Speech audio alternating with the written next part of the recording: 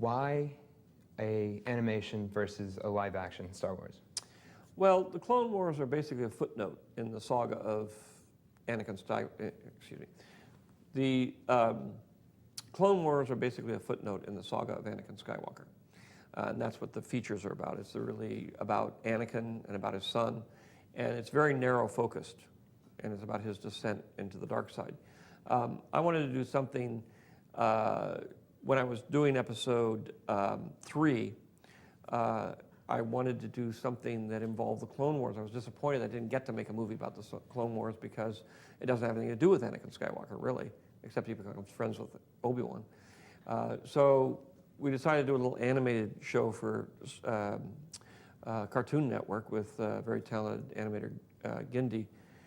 And that then turned into, gee, this is so good, let's make it into a bigger animated TV series that's actually a half an hour in a regular show, and I can use CG animation, which we developed, and some other new technology and techniques to really make a great TV show.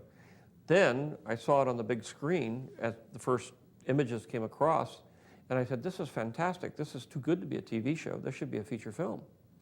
And so I said, why don't we make a feature film about Ahsoka, who's the new character, and introduce her?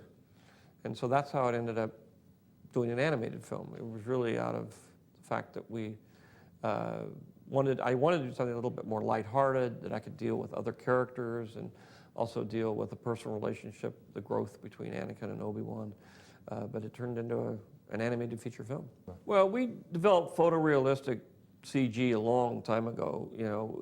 Basically with Jurassic Park, we were able to develop it so it looked photoreal. We use photoreal in all kinds of stuff.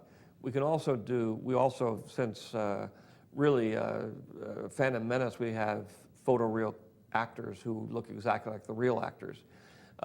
And we use them interchangeably, and most people don't know the difference. They don't act.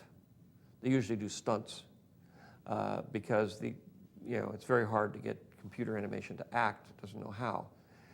So you need very talented actors to do the voices. You need very talented actors to be the animators. It's much easier just to use an actor.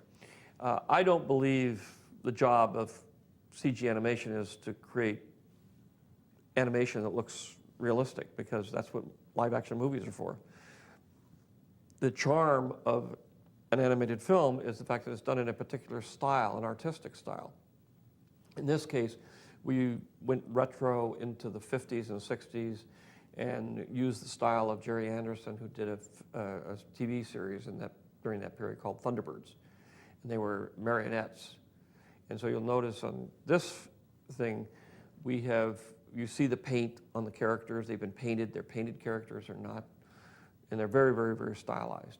And I think that's what animation does best. It's the thing that it can do that live action can't do.